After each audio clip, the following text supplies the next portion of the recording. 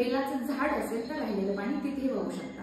महत्वाचं म्हणजे जेव्हा हे जल आपण शिवपिंडावरती वाहतो तेव्हा हे जल वाहून इथे येतं।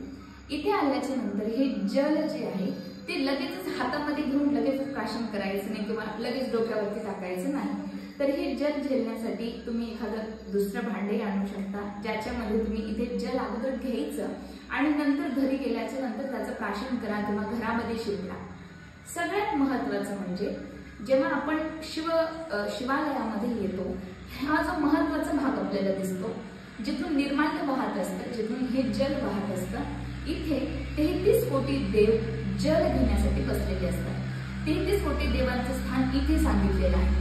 त्याच्यामुळे कधी चुकूनही हा जो मार्ग आहे हा कधीच ओलांडायचा नाही। सगळ्यात महत्वाचं म्हणजे प्रत्येक देवतांच्या मंदिराच्या किती परिक्रमा लावायचं याचं शास्त्र आहे। त्याचप्रमाणे शिवलिंग जे आहे, शिवालय जे आहे त्याची कशी फेरी मारायची याचे शास्त्र आहे।